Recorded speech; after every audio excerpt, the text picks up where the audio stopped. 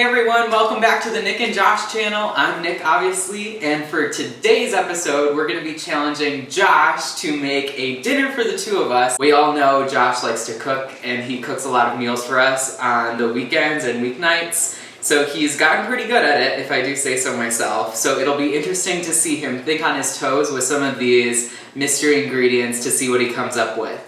So without further ado, let's get him into the kitchen to reveal his mystery ingredients.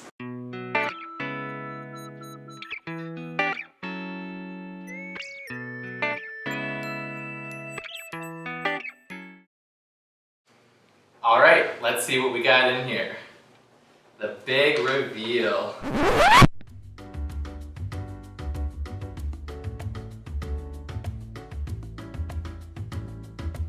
We have stone ground mustard, bread,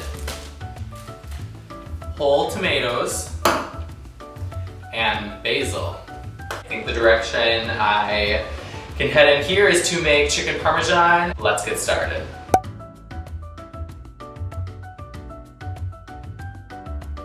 So just starting to chop up the onion here, that's going to be the base of our sauce.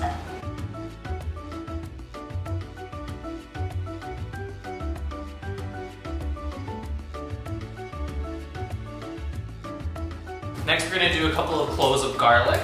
This dish can actually take a lot of garlic and you might use a little bit more than you think of. So I have about 4 cloves of garlic here that we're going to use. So just with your hand, with your knife you can do it if you want to get real. A little tip for you here is the finer you chop or grate your garlic, the more intense of a flavor it's going to have when you begin to release all of those garlic oils. Now I'm just opening up the can of tomatoes here. We're gonna get that going. So these are whole tomatoes. So we'll dump that in here. And then we're gonna rinse out the can just a little bit. And you wanna use that little bit of water and you can dump that back in there for the sauce. So you can chop these if you want. The best way to dice up and mash your tomatoes is just to get in there and use your hands. If you wanted to use already diced tomatoes and make it a little bit easier for yourself, that is perfectly fine. I find that the whole tomatoes have the best flavor, especially when you're trying to make a sauce from scratch. We're gonna add about a tablespoon or so of olive oil in here as we're gonna start the onions. Don't be afraid to use a lot of oil at this point. You wanna make sure that you're using a good cooking oil too. So then the onions will go. Hopefully you can kind of hear that sizzle. That's the sound you want to hear when they first go in. Just a little bit of salt and pepper at this point. All right, so the garlic is in now as well. The onions have softened. Everything's starting to cook down a little bit there. Don't want it to go too long, so now we're gonna add the tomatoes. So you want this to be about medium-high heat because we're gonna bring it up to a boil as part of the cooking process here. So there is a lot of water in here right now. We want to make sure that as we're cooking that this will cook down, it will reduce, so some of that water will evaporate during the cooking process and we'll get a nice thick rich type of pasta sauce here for our chicken Parmesan. Now I'm going to get started on the breadcrumbs. So we're going to use this bread to help coat our chicken for the chicken Parmesan. So typically if you had bread you would do it in the oven for a while. I'm just gonna toast it in the toaster to get it real toasted real quick, and then we'll kind of rip it up, get it real fine to use for our breading. All right, so we have our bread all toasted here. Not too dark because we're gonna do a little extra toasting in the pan, so we're just gonna give this a chop.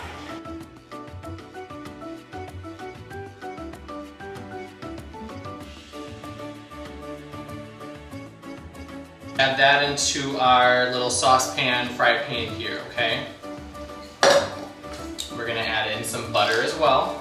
All right, and we'll bring this to the stove top now to start toasting our breadcrumbs. To make this as close to our Italian breadcrumbs as we can, I'm gonna add a little bit of Italian seasoning to the breadcrumbs right now. So again, they have flavor when we'll actually bread it with the chicken. We're gonna add some oregano next.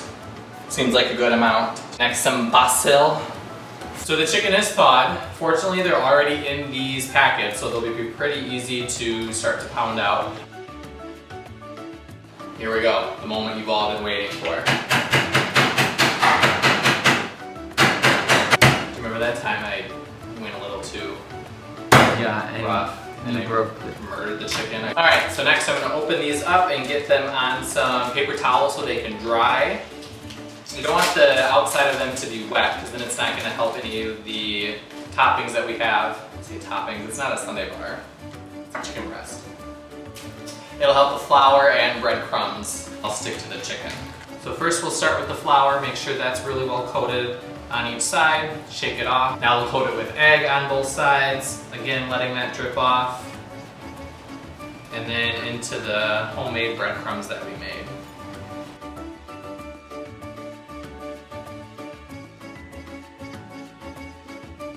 The chicken breasts look really good. I mean, this is the most excited I've been about homemade chicken Parmesan. These look great, really excited. So we're gonna get some olive oil in the pan to start.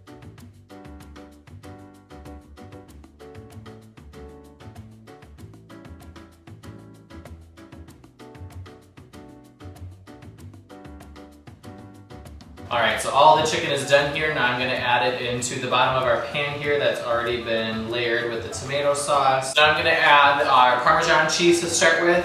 Just because this is the grated cheese, I'm going to put this on first. It's going to melt a little bit better before we add the provolone. Obviously, under normal circumstances, if I knew we were making this ahead of time, I would get some fresh Parmesan cheese. Of course, you can't have chicken Parmesan without Parmesan cheese, right?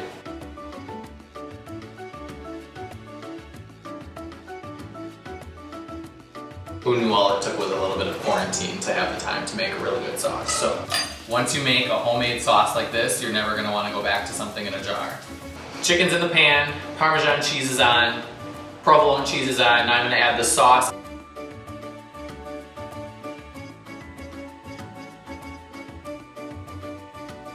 So into the oven it's going to go. I've preheated the oven to 450. Now again, these chicken breasts were quite thin. We even got a little bit of cook on them when we seared them on both sides. So I think about 10 to 15 minutes. Hey Siri, set a timer for 10 minutes. Okay, 10 minutes and counting. So chicken's in the oven, sauce is done. The only next logical thing to do is open a bottle of wine, right? Don't be judging me on my wine opening skills, okay? As long as it gets the job done, bottle gets open, I'm happy. Smells like a red wine, yeah. Sometimes we like to cook with wine. Sometimes we even put it in the food, which means mostly we just like drinking wine.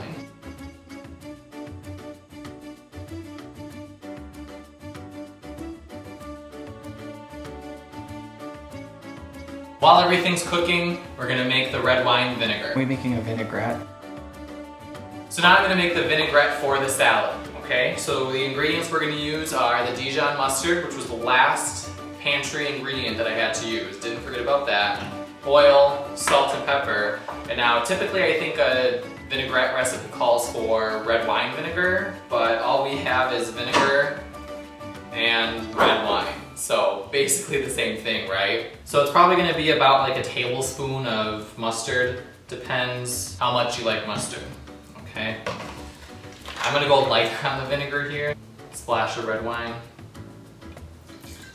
This is either gonna turn out really well or really bad. Got our handy dandy whisk here, and then we're just gonna stream in our good olive oil and emulsify this up into a vinaigrette for our salad. It would be helpful if I added in the salt and pepper. That would give it better flavor. All right, vinaigrette for the salad is all ready to go.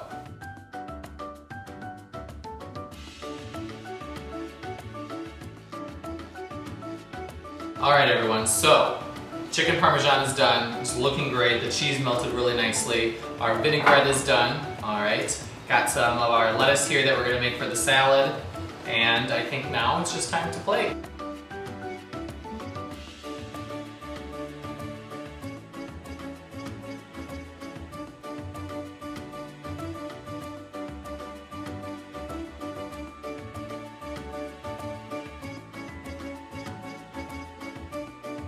All right, here we are.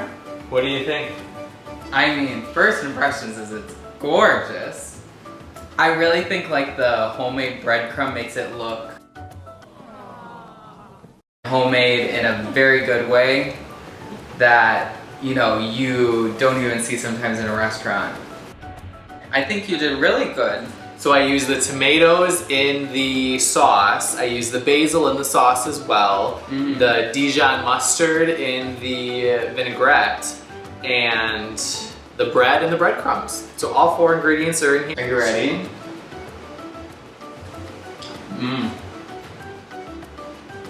The tomato sauce is always just so good. The chicken is really the chicken is really nice and moist. The homemade breadcrumbs have an excellent flavor. Well, thanks for challenging me to do this, Nick. Well, I think you passed.